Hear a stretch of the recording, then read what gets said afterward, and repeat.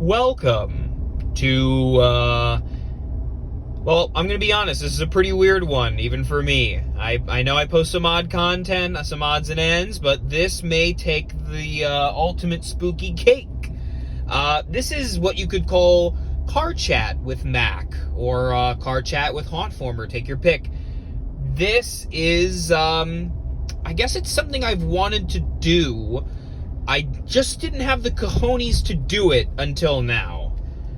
So essentially, what this is I just got finished seeing a film, and I'm on my way home. And while I have this time, just to myself, I thought, and I've been thinking, why not share my thoughts while it's still uber fresh in my head? Now, I know I could go home and record the video, but sometimes I don't get home till very late at night. As of the recording of this, it is currently 12:20 in the morning, and I just have so many thoughts to share. So this is going to be kind of weird.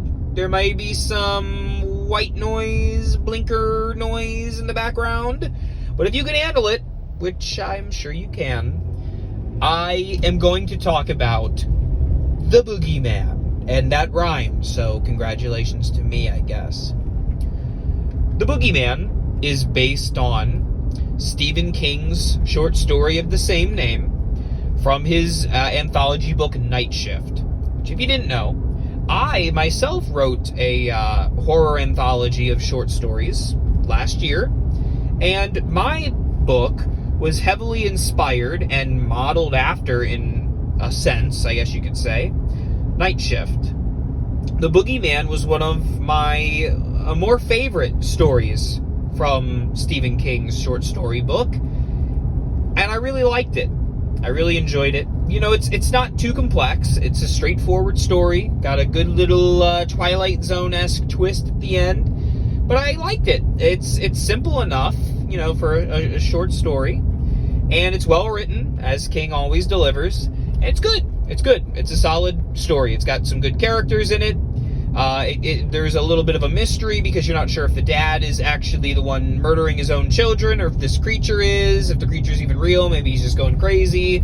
We don't really know. We're given very limited information in the story, but it's a well done story. And then I heard about this feature film adaptation, and I was thinking, well, how is that going to work? Because it's so short, it's so brief. However, I said hastily to myself, well, hey, think about this. 1408 is also a very short story, and that's a pretty good movie. If you've never seen 1408, it's about a haunted hotel room. Also another one of King's short stories. And it's a good movie. And so I thought to myself, you know what? Maybe we're just going to get another 1408 with the Boogeyman. They'll have to take some liberties with the story, but they can make it work. And I re-listened to the short story right before seeing the film, you know, to freshen up, and to also consider what I would do if I were given the task to adapt this story. Ladies and gentlemen, it was not what was given to us in the movie. I was highly disappointed by this film, and as maybe the most anticipating fan of this movie, because who was really asking for this, other than maybe someone like myself, I'm quite disappointed by it. Now, the screening I went to, there were a lot of teens and young adults, kids, and they were eating it up, or at least they were having a fun time, you know, throwing popcorn and screaming at the jump scares and stuff. It will make back its million whatever that it cost to make. I'm sure it was a pretty affordable film to make in the world of superhero and big budget movies. However, for me, someone who appreciates the style and subtext, I guess you could say, of horror, and just someone who appreciates well-crafted horror sequences, I was bummed out. I was bummed out by the Boogeyman. Rob Savage, who directed it, previously worked on, I believe it was Host, which was a 2020 found footage movie, Likewise, with his second film, which was also a found footage movie called Dash Cam? Dash something? And so he had yet to do a feature film that was found footage in style. And so I was thinking, hey, this will be cool to see a first-time director have a shot. And it was written by the Quiet Place folks, which I unfortunately have not seen the Quiet Place movies, but from all the rave reviews and from what I know about those films, I know they're pretty solid. So overall, had good people behind this movie. I'm not sure if it was a non-passion project where they were forced to do this adaptation and they didn't care and just basically shoehorn the short story in, because as a fan of the short story, it is barely in this movie. I would say not even 5%. There is a sequence where a young man who is disheveled goes to a therapist and has a brief dialogue with said therapist.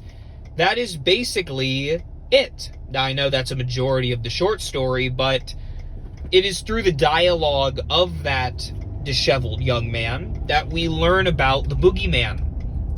Instead, in the film, the Boogeyman and the mythos, I guess, behind him, or it, or whatever you want to call it, comes from that of a young teenage to young adult girl and her younger sister, and their father, who happens to be that very therapist, as they are then introduced to the Boogeyman through this interaction with the young, disheveled man, who, spoiler alert, ends his own life at their home, and causes the Boogeyman to then plague their lives.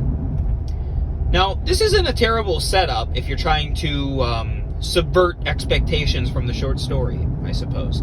Take it in a new direction.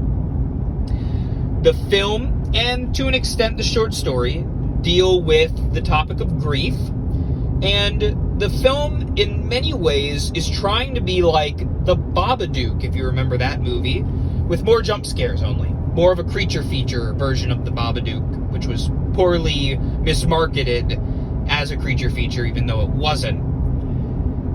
This movie, it remains always stuck with that topic of grief. It's not that you can't cover such a topic in a horror film, but more so it's how it's handled and presented to the audience.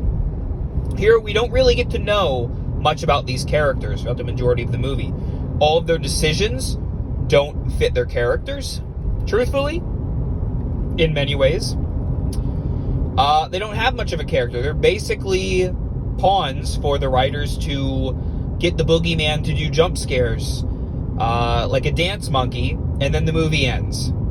And I was bummed out by that, because I know that the people behind this have more talent. So this isn't a bashing of those people. This is a bashing of what was presented in the film, and that it was very, very subpar. If you think of a generic horror movie, Boogeyman is that horror movie. It's jump scares, it's no characterization, little style in terms of the filmmaking qualities of the picture. Just, man, it's so upsetting, because really there's a good nugget of creativity in that short story. There's so much you could do with the character of the Boogeyman, and it's just really, I feel, wasted. Even the Boogeyman himself, or itself, isn't really the Boogeyman as you might consider the Boogeyman to be. It's more of a creature akin to the Cloverfield monster, or the Rake, if you're a Creepypasta nerd. Just, I don't know, odd choices all around. But you have these characters that they don't make decisions that make any sense. You have a young girl who has nightmares about the Boogeyman. And what does her older sister do in reaction to her claiming to have seen the Boogeyman? Goes to a man who committed die in their homes, old house to search the place, only to find his wife with candles everywhere, threatening that the boogeyman will come after them in the dark, yet remains in the darkest house in the county and does not want to leave, or at least step outside. Okay. Why does the girl do this? Does she have any good evidence that the boogeyman really exists and sees her sister? Nah, not really. Just we need boogeyman scenes to happen, so we're going to have this girl do this. You also have a dad who just rushes the grieving process of both of his children, despite being a therapist himself. You would think that he would be a little more considerate given his clientele and kind of what his career is, but no, he has to get that grief message across. If it wasn't clear enough, hey, look, he's taking a box of mom's old goodies out to dump them. Conveniently in the middle of the movie where he was gone for the last half an hour. What was he doing? Don't know. Obviously he wasn't very concerned with his daughters. It just, again, it seems like the characters are placed on the back burner in exchange for boogeyman jump scares. But so many of them you can see coming, and I barely flinched at all during the movie. As someone who can get, freaked out by jump scares. And that's just sad to me. You also have this monster who doesn't really have much of a motive. Does the boogeyman want to eat children? It would seem probably so from the opening sequence, with a young baby involved. But then later in the movie, a character explains that the boogeyman likes to, quote, play with its food.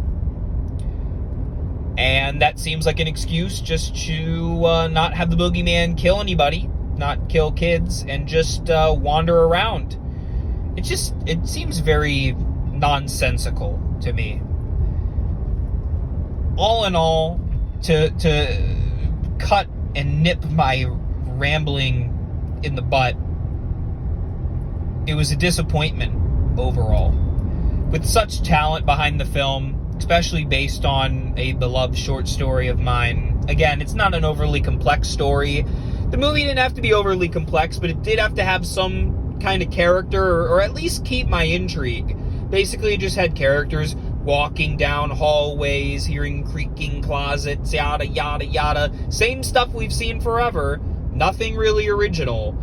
There's one sequence that involves a tooth, and there's a payoff with that tooth later on. That was somewhat clever. I'll give them props for that. I will also give props for setting up a device, a lighter, if you will, and having that lighter pay off in terms of the plot of the story.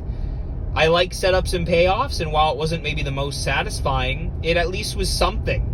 And I'll give them kudos for that, although it seemed pretty bare bones, considering the talents behind the film. So there you go. My thoughts on The Boogeyman. Kind of a weird new thing. If you like the style of this, let me know in the comments below. Weird, yes, but maybe you like it. Maybe you dig it.